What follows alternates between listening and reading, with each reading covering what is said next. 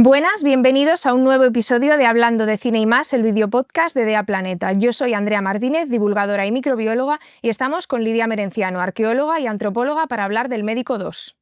Qué ganas tenía de hacer esto contigo, la verdad. Creo que va a ser muy chulo. A mí me ha hecho mucha ilusión y además, vista la película, creo que es un tema del que vamos a contar cosas muy interesantes. Increíble. Así que, por ubicarnos un poco, 13 años después de su primera entrega, volvemos con la continuación de la película. La anterior se basaba en el libro de Noah Gordon, El Médico, y aquí nos encontramos con nuestro mismo protagonista, Rob Cole, que esta vez viaja desde Isfahán a Londres para encontrarse una corte que tiene una serie de problemas y llevar allí sus conocimientos de medicina. Así que, bueno, ¿qué te ha parecido y cómo la ves en el contexto de la película anterior? ¿Crees que la puede ver cualquier persona sin conocer la otra parte? Mira, yo creo que hay ahora mismo una epidemia y casi mejor, vamos, la mejor palabra creo que para definirlo, de precuelas, secuelas, pero me gusta mucho cómo se ha llevado esta, en concreto porque creo que no hace falta ver la primera película para disfrutar de la segunda. Y eso es algo que me parece muy difícil y creo que le da mucho valor a la película, porque el problema de hacer segundas partes, terceras partes, es que al final el público tiene que estar todavía interesado en lo que ha visto en un primer momento o acordarse de lo que ha visto en un primer momento, y esta película me gusta por eso, porque se puede ver desde cero, sin haberla visto nada. Es una historia que coge los mismos personajes, que coge el punto donde se ha dejado en la última, pero es una historia totalmente nueva que puedes ver perfectamente. Así que para mí, si alguien quiere hacer secuelas, precuelas y cualquier otra cosa, tiene que tomar esta misma fórmula. Me ha parecido increíble. La verdad que para mí coincido completamente con esto y ha sido muy fácil de ver y de seguir, porque realmente el punto de esta historia, más allá de la historia interna que tienen los protagonistas, es la medicina. Pero no la medicina en cualquier época, sino la medicina en la época medieval. Así que tenemos a nuestro protagonista, que ha sido el pupilo de Ifsina, que en latín se denomina Avicena. Y bueno, cuéntanos un poco sobre la figura de estas personas en esta época al respecto de la ciencia y la medicina. Avicena ha sido una de las figuras que ha cambiado la historia de la ciencia y concretamente de la medicina, en un momento en el que la medicina, como podemos ver a lo largo de la Edad Media, y creo que se ve bastante bien reflejado en la película. Algo que sí que me ha gustado de la película es que se nota que ha habido un asesor detrás, al menos que haya alguien diciendo qué cosas se pueden hacer y qué no. Solamente por el tema de que he visto colores en la ropa de la gente me parece increíble, porque cuando tendemos a ver cosas, productos visuales de la Edad Media, es como que no existían los tintes, no existían nada. Y aquí sí que se han visto colores, se ha visto también un cambio de vestuario entre las distintas culturas. Me ha gustado bastante.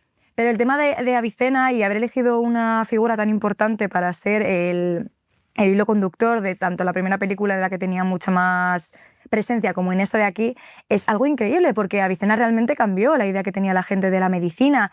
Hizo cosas como el estudio anatómico, el estudio de los cadáveres, que es un tema que nos interesa bastante, que es peculiar y bastante que se puede coger con pinzas. El estudio incluso de la salud mental como otro de los pilares de la salud, porque cuando hablamos de salud, ¿cómo definimos la salud? Creo que es uno de los temas de la medicina moderna y de todos los estudios de salud. ¿La salud realmente es la ausencia de enfermedad o es algo más? Eso es una cosa que se preguntaba Avicena y que sigue siendo súper presente a día de hoy cuando se hacen este tipo de cosas. Entonces, luego también es irónico, como siempre pasa, la Edad Media es definida Edad Media porque en el Renacimiento creían que era un periodo terrorífico. Y siempre que vemos la Edad Media son 10 siglos en los que la gente piensa que no pasó absolutamente nada, que son 10 siglos en los que la gente ni se duchaba, ni había nada de nada. O sea, es terrible la imagen que se tiene de la Edad Media y a mí esto me da muchísima rabia.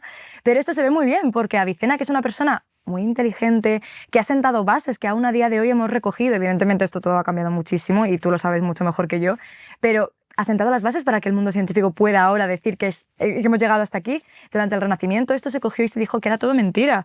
De hecho, ahí se comenta que Leonardo da Vinci criticó mucho el tema de la anatomía y del estudio anatómico de Avicena, y que había otros expertos que decían lo mismo, que no tenían idea de lo que hablaba y que iban a quitar esto, que esto también fue un problema para seguir avanzando. Entonces, Y bueno, esto creo que es algo que ha pasado muchísimo a lo largo de la historia con cada descubrimiento científico que se ha hecho. sí. Se ha ido rechazando para luego descubrir que era cierto. Y en este caso también se retrata en la película algo que creo que es muy importante para esta época y es la coexistencia de tres religiones y de personas que eran tanto del Islam como del judaísmo y del cristianismo trabajando unidas en el estudio de la medicina, que no se abordaba igual desde las tres religiones, ya que había algunas que establecían ciertas limitaciones. Sí. Y eso lo podemos ver en la película, si quieres comentarlo un poco. Y lo podemos ver en la película y también a día de hoy. Yo, por ejemplo, yo me especialicé en mi trabajo de fin de grado en la arqueología de sefardí, de los judíos de la península ibérica. Y es muy interesante ver las diferencias, pero también las similitudes. Porque siempre que se ponen en pantalla o incluso en libros, cuando hablamos de las tres culturas, se ven como mundos totalmente distintos cuando realmente no lo eran. Eran personas que convivían en el mismo lugar, sobre todo cuando hablamos de la península ibérica es mucho más evidente. Aquí todos estábamos juntos, aunque tenían barrios separados. Esta gente estaba acostumbrada a vivir juntos, a trabajar juntos, a relacionarse entre ellos. Puede que hubiese piques, pero la gente de a pie no habría tenido esos problemas en ningún momento. Pero, por ejemplo, el estudio del cuerpo se ve de una manera muy distinta en el cristianismo que se ve, por ejemplo, en el judaísmo o en el islam. Y esto se ve no solamente en los enterramientos, que al final siempre lo llevo para mi campo, que es la arqueología de la muerte, pero también se ve en las creencias. Los cristianos, por ejemplo, no les importaba hacer osarios y meter todos los huesos. En plan, necesitamos hacer hueco, vamos a sacar todas las tumbas, los vamos a meter en un mismo sitio, vamos a apilar cuerpos con cuerpos. Esto no pasa en el Islam y tampoco pasa en el judaísmo, porque son maneras distintas de ver los cuerpos. Y esto se ve muy claramente en la película. Tenemos como una guerra entre más o menos Islam-judaísmo contra lo que hacen los médicos cristianos, que luego al final se ve que no es una cuestión de que nadie tenga más conocimientos que otros, sino que simplemente pues, hay personas que por sus creencias no quieren aplicar ciertas cosas o están más reticentes a decir que esto puede tener sentido. Uno de los lastres que quizá hubo en esta época, tampoco llamarlo lastre como tal, pero era el tema de las disecciones anatómicas y es que no estaba permitido en algunos casos abrir los cuerpos para su estudio y de hecho se utilizaban modelos que tampoco estaban desacertados, elegían modelos de cerdo, que son organismos que se parecen muchísimo a los seres humanos. A día de hoy las granjas de cadáveres muchas veces utilizan cerdos para saber cómo se descomponen los cuerpos, así que... Por eso no iban tan errados y podían ir supliendo sus carencias pues, con otras cosas que imaginaban. Y aquí entra otro punto que creo que es muy importante para entender la medicina medieval, porque como decía Lidia, nos imaginamos la Edad Media como una cosa oscurísima y horrorosa y en la que hacían cosas horribles, pero en la medicina se establece una diferencia entre la razón, la parte más científica y un poco la superstición. Sí. Y es que mezclaban lo que podemos entender ahora como conocimiento científico con otras materias que no eran científicas como tal, pero que establecían relación con la medicina, como serían, por ejemplo, la astrología y la alquimia. Así que, si quieres contarnos. Bueno, aquí tenemos que partir del hecho, por ejemplo, que las cirugías se veían mal. Las cirugías eran algo que hacían los barberos, entonces era como algo de destrozar, de personas que eran inferiores. Los médicos no hacían este tipo de cosas. Pero si a esto le sumamos que a las cirugías, a las sangrías, es decir, quitar la sangre porque se pensaba que todos los males estaban en la sangre, entonces si le dejabas a alguien seco, le quitabas también la enfermedad. Que no es mentira, o sea, quiero decirte, muerto el cerdo se acabó la rabia, bueno, muerto el perro se acabó la rabia con los cerdos, pero claro, a ver, pues lo que se hacía, por ejemplo, ahora hablamos mucho de astrología y hablamos también de cómo esto va en contra de la astronomía, pero en la Edad Media era un poco lo mismo. Se utilizaba la astronomía para hacer cartas astrológicas y saber momentos para el paciente. Evidentemente la gente no tenía tanto tiempo ni tantos recursos como para decir voy a hacerme una carta astral enorme y voy a decirme a qué hora he nacido, cuál era el planeta que estaba encima de mí. Esto no se hacía, pero sí que se hacía con el detalle suficiente como para saber en qué momento era mejor hacer cierto tipo de cosas médicas, vamos a decirlo así. Entonces, las sangrías lo que hacían era mirar la carta astrónoma o astral del paciente y decidir cuándo tenían que desangrarle vivo. Y esto es que era parte también de la medicina, porque muchas veces creemos que la magia, que la religión eran cosas que simplemente pues, estaban en su parte, que no se tocaban con otras cosas, pero al final el mundo científico siempre ha estado muy marcado por la superstición. Y luego está lo más evidente, que es la alquimia, que esto es algo que conocemos todos y creo que es lo más evidente de todo que todo el mundo recuerda con la alquimia, es el mundo de la piedra filosofal. de cómo se está buscando la cura la búsqueda de la eterna juventud, es decir, nadie muera nunca, jamás. Pero la alquimia va mucho más allá, es el traspaso de unos materiales a otros, de unos alimentos a otros. Entonces, esto también es muy científico, pero también es muy mágico. Aquí la gente creía que podía transformar en oro cualquier otra cosa utilizando los ingredientes específicos, utilizando una pócima, yo que sé, cualquier cosa, pero esto es magia, pero también es ciencia, son las raíces de lo que ahora es nuestra ciencia. Y después también, al margen de lo que vemos como más mágico, sí que en la medicina de la Edad Media se hacían cosas que sirven hasta hoy y que los procedimientos que tenemos ahora automatizados tienen mucho que ver con cosas que los médicos de entonces ya empezaban a sospechar. No tenían todo el material que tenemos nosotros a su alcance, pero ya sabían cosas. Por ejemplo, una cosa que a mí me ha encantado, porque es en lo que se basó mi TFG, eran los análisis de orina, que para nosotros ahora pues es un procedimiento fácil, sencillo y que te da muchísima información.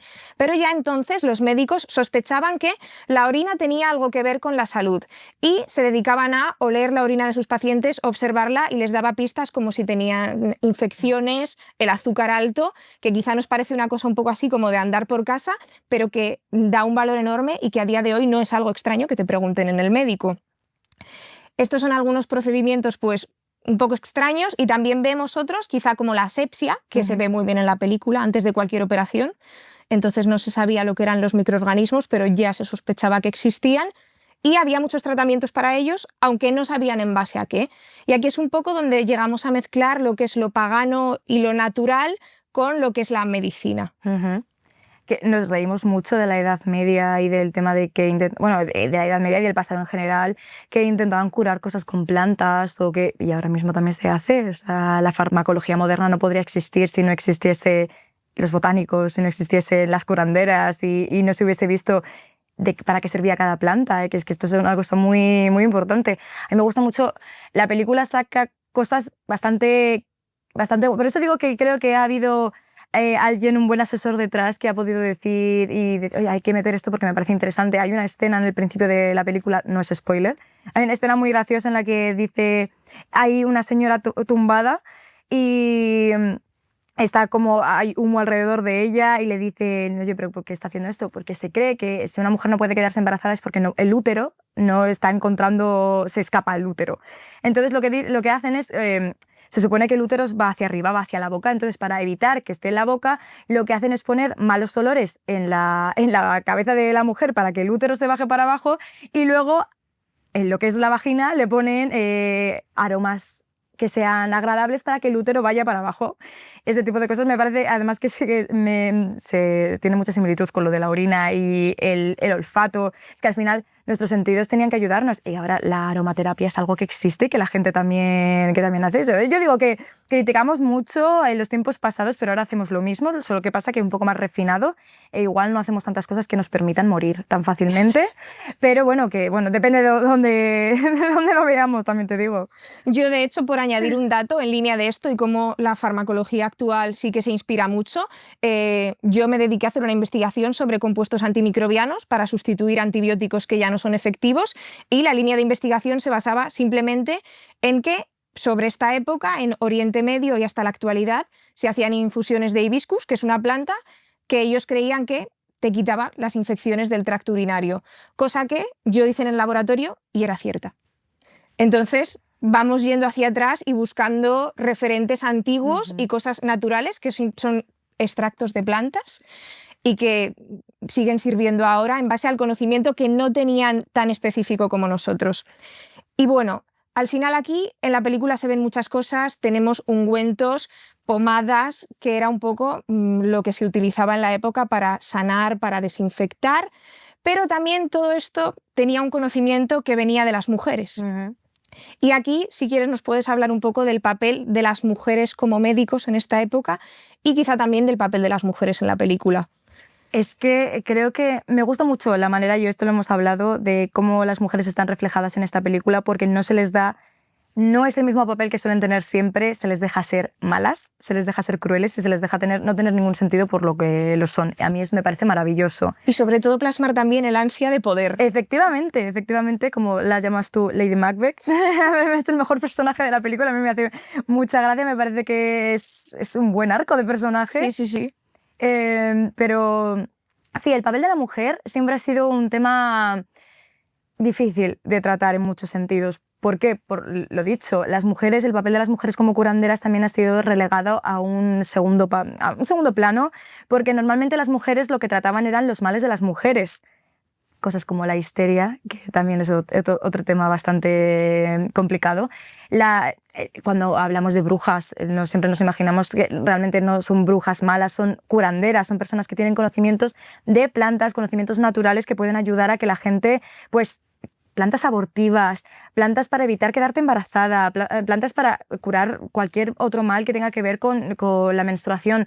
Todo este tipo de cosas no se ven bien ahora y no se veían bien antes. O sea, imagínate si todo lo que hemos tardado en que se acepten cosas como los anticonceptivos hasta hace relativamente poco. Imaginaos en la Edad Media lo que tardaría, bueno, en la Edad Media, en la Edad Moderna, en el Renacimiento y en el siglo XIX. Es que da exactamente igual.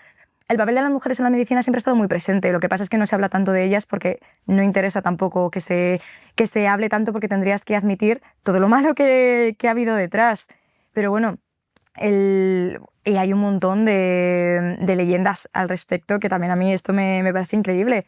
Las brujas, cuando pensamos en brujas y pensamos en cómo las brujas podían volar, tenemos que tener esta imagen de curanderas y tenemos que también tener en cuenta la leyenda popular que decía que las brujas probablemente lo que hacían era drogarse, pero no se drogaban simplemente con las plantas que hacían test y ya está, como probablemente hacían a sus clientas, sino que se cuenta que muy probablemente la relación que había con las mujeres con las brujas y las escobas, primero porque llevaban tabernas, entonces limpiaban las tabernas y pues eso se la relacionaba con el hecho de limpiar, y luego porque la mucosa que hay dentro de la vagina ayuda más a absorber las capacidades alucinógenas de las plantas. Entonces hay cosas como se untaban beleño negro, estramonio, tipos que ahora pues son venenos, pero son plantas que si las utilizas de manera correcta pueden darte un viaje bastante interesante. Y para viaje el que se daban ellas, porque se supone que pues lo untaban en el palo de la escoba, se lo introducían por una parte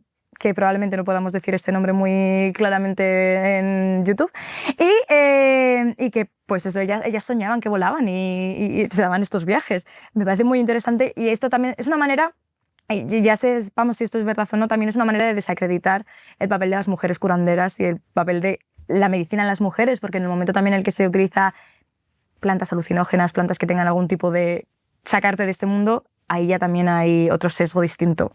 Creo que en cualquier caso, al margen de estas cosas que quizá nos resultan más llamativas, hay un valor enorme porque todas estas mujeres adquirieron este conocimiento de forma oral, compartiéndolo las unas con las otras, porque jamás tuvieron acceso a la academia como la entendemos ahora y que entonces existía en cierto modo. Sí, Había sí. escuelas de médicos, en la película podremos ver esto, y ellas no tenían acceso a estos lugares. Pero sí el conocimiento, claro. Pero efectivamente sí que tenían todo el conocimiento. Y después, además, en esta línea de paganismo, en la película también encontramos relación con los celtas y con alguna simbología de la Edad Media, que sé que a ti te gusta mucho porque has dado charlas al respecto de esto, que es la danza macabra. Cuéntanos un poco y qué relación tiene con la película y con la cosmovisión que tenemos de la Edad Media. Yo creo que una cosa que me ha parecido curiosa es el uso tanto de los celtas como malos, paganos de la película. Me ha sorprendido, o sea, no es una dirección que no me esperaba, porque yo creo que los celtas no tendrían tanta importancia como para provocar estos dolores de cabeza, pero me ha gustado mucho porque también ha dejado ver esa parte de la medicina que es más lo que consideramos ahora como medicina más pagana, más natural, más de hierbas. Me ha gustado porque es como todos los pensamientos, el pensamiento más cristiano de simplemente vamos a hacer ciertas cosas y ya está, el pensamiento más oriental de vamos a hacer una medicina anatómica, vamos a estudiar cadáveres, vamos a ver lo que hay aquí, que de hecho a uno de los personajes le dicen que le van a acusar de haber tratado con cadáveres y que igual pues lo cuelgan en la plaza. Y luego pues la parte más natural, pero lo que sí que me ha gustado mucho es efectivamente es lo de la danza macabra. Una de mis especialidades también es la iconografía de la muerte. pues con todo, a mí me encanta todo lo que tenga que ver con los muertos, pero en el caso de la danza macabra ejemplifica perfectamente cómo es la sociedad de la Edad Media. Es una sociedad que está marcada por las epidemias y por las pandemias, es decir, que mucha gente acaba falleciendo muy joven. Cuando hablamos de que la esperanza de vida era muy baja en la Edad Media, no significa que la gente muriese con 30 años, significa que los niños morían. Entonces, la media de edad, evidentemente baja, pero la gente podía vivir relativamente mucho, no tanto como ahora, ni de broma, pero podía Superar vivir. la infancia era todo un reto, la verdad. Claro, pero una vez la pasabas, no era tan difícil llegar a una edad decente para poder existir. Entonces, ¿qué pasa? Que los periodos de las tragedias cambian el mundo. Ahora lo podemos ver, o sea, con la pandemia del COVID, todo el mundo se volvió muy dramático, todo el mundo, en cuanto pudo salir, pudo hacer las cosas que quería hacer, dio más importancia a unas cosas que a otras. Hay cosas que dejaron de tener dejaron de estar en la cabeza de la gente como algo de lo que tenían que preocuparse, porque vieron su vida pasar, y estamos hablando que fue 1 año y medio como mucho de golpe. Antes eran décadas y décadas. Y otra cosa que también está mal, la gente piensa que la peste apareció en la Edad Media. No. Pericles, por ejemplo, en el siglo V, de antes de nuestra era, es un gobernador de Atenas, falleció por culpa de la peste. Pero bueno, como siempre es como una fake news que se le da siempre a la Edad Media. La Edad Media es todo lo malo. La danza macabra lo que habla, en la película es un poco distinto, pero tiene mucho que ver con esto. Lo que habla es de cómo la muerte, el final, nos une a todos, nos unifica a todos. Da igual que tú seas rico, da igual que tú seas un rey, da igual que tú seas un noble, y da igual que yo sea un plebeyo, todos vamos a acabar exactamente igual. Y esto también es una cosa que se ha llevado a lo largo de los años de manera literaria, luego también, que también me parece muy interesante, pero a través del arte. Vosotros cuando veis en un cuadro o en una representación un memento mori, es decir, una calavera que te dice recuerda que vas a morir, o en un cuadro un esqueleto bailando, esto es porque literalmente está unificando, los está llevando todos bajo tierra, y bajo tierra te da igual haber tenido dinero, vas a acabar en exactamente el mismo sitio que yo. Y si no te arrepientes por tus pecados y si no llevas una buena vida, Dios además te va a castigar. Y esto es lo que se ve exactamente en la película, y por eso también digo, hay una persona que sabe mucho de lo que está diciendo detrás de esta película, y por eso me ha encantado. Y luego tenemos un tema que sacabas antes, que me ha gustado mucho que introdujera la película al respecto de qué consideramos salud. Y es que nos introduce la idea de filosofía anime, la filosofía del alma, que se empieza a plantear el protagonista a lo largo de la historia. Esto tiene mucha relación con la película, también con la salud, y de un tema que es un poco lacra social entonces, y que incluso puede seguir siéndolo hoy. Claro, aquí, o sea, estamos hablando también en una época donde todo el mundo era muy fácil que perdiese la vida. La gente no se tendría a preocupar por las cosas que puede que no. O sea, ya te decían que estabas loco y ya está. O sea, no, pues esta persona, como cierto personaje de la película, que tiene el demonio dentro. No se le pensaba nada más allá. Este tipo de diagnósticos me hacen mucha gracia. También hay un personaje que, bueno, no hace mucho, pero hay un personaje en la película que se cree que es un perro. Y a mí esto me gusta mucho porque tenemos documentados en las fuentes historiográficas. Por ejemplo, había una persona que creía que le habían decapitado, él estaba convencido de que no tenía cabeza. Entonces lo que hacen es ponerle un casco muy pesado, y esta persona pensaba, o sea, automáticamente le fue efecto placebo y le dijo, vale, pues ahora ya tengo cabeza. Y esta persona pues se mantuvo con el casco puesto. Este tipo de cosas están documentadas, pero no como algo de vamos a tener que solucionarlo porque esto es algo. No, es como esta persona tiene el demonio dentro y por eso hay que extirpárselo, y por eso tenemos que aislarlos, por eso tenemos que hacer cosas muy que no se vea mucho, porque se veía mal. Una persona que estaba loca, bueno, tenemos en España el ejemplo más claro de una persona a la que ya la han intentado desacreditar a lo largo de la historia por tener problemas mentales, que es Juana la loca. Juana no estaba loca. Juana fue víctima de un montón de personas que querían amargarle la vida a ella y a todo el reino de Castilla. Pero bueno, es que el tema de la salud mental, además, tú desde tu punto de vista más de ciencias de la salud, ¿tú crees que hemos mejorado mucho al respecto o que crees que todavía queda demasiado? Yo pienso que desde aquí heredamos lo que hablábamos antes del concepto de la histeria, que histera viene de útero y va a ser una cosa que esté indisolublemente unida a la figura de la mujer durante siglos. De hecho, en la Inglaterra victoriana esto es el diagnóstico top. Si a ti te dolía la cabeza, si tenías insomnio, tenías histeria, y se hacían tratamientos que ya se encontraban en la Edad Media para la histeria, que eran como masajes vaginales y que no tenían tampoco mucha evidencia científica. pero que buscaban darle una solución a los problemas de las mujeres. Aunque bueno, quizá pienso que ahora ya vamos avanzando y entendemos que la salud mental es algo que es como una enfermedad física y que hay que abordar. Y me gusta mucho que se introduzca en la película porque era algo que no me esperaba encontrar, sino cosas más pues como procedimientos quirúrgicos que también vemos. Esto es algo que, claro, cuando yo vi la película lo pensé y luego cuando la estabas viendo tú, que lo estuvimos comentando, es una cosa que a mí me llamó también mucha atención porque yo pensé exactamente lo mismo que tú. Yo pensé que el foco principal de la película se iba a ir hacia más dolores físicos, más sobre todo porque comentan al principio el tema de quedarse embarazada y lo comentan varias veces. Yo dije, pues esto va a ser el punto. Va a descubrir hacer cesáreas y esto va a ser el pic de la película. Pero resulta que no. Y me gustó mucho además también que se haya podido ver desde también el punto de vista de una mujer y no solamente de una mujer, porque también el protagonista tiene sus propios demonios mentales y puede hacer cierto tipo de cosas. A mí me parece muy interesante. Es que tocan muchos puntos y lo hacen bastante bien. Lo he dicho, yo además es que también...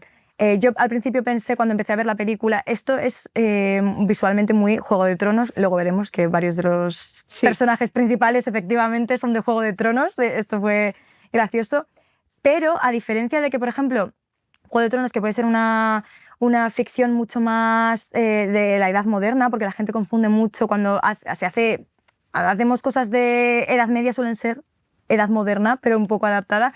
Esto no, esto realmente es muy medieval. Se ve en la manera en la que hablan, en la cosmovisión que tienen. A mí me pareció súper guay poder encontrar una película basada en la Edad Media tocando estos temas que no se suelen tocar jamás, jamás. Pues si quieres, y como conclusión, te dejo que recomiendes tú la película en base a pues, lo que más te ha gustado y la tendréis ya disponible para ver en cines.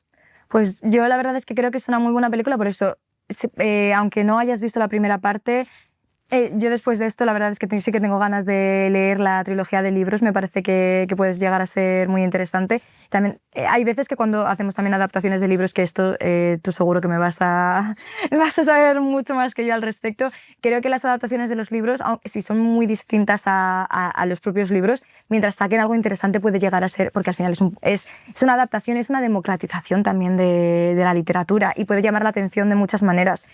Una adaptación, da igual, aunque sea en serie o en película, nunca va a ser igual que el libro, entonces hay que intentar sacar como algo interesante de ello, algo que la gente aprenda. Y a mí algo que me gusta de la ficción, aunque también me gusta la ficción en la que no me haga pensar nada, es la ficción que te hace aprender cosas. Y esta película está constantemente. Entonces yo creo que es una buena película para meterse y tener ese germen, esa semillita de decir, oye, pues me interesa este tema, voy a buscar papers, voy a leer divulgación, voy a leer incluso la propia novela, pero voy a intentarme interesar más por cómo ha cambiado la medicina a lo largo de la historia. Yo creo que esa es para mí el público objetivo de esta película, la gente que tenga curiosidad por saber más. No sé si tú estás de acuerdo con esto. Sí, yo creo que sí. A mí me destaca que la película, la verdad, que es muy entretenida y sobre todo que espero que con lo que os hemos ido contando y lo que veáis en la película os sirva para investigar un poquito más sobre lo que es de verdad la Edad Media y qué fue la medicina entonces. Muchas gracias por escucharnos y esperamos que os guste la película tanto como a nosotras. Adiós.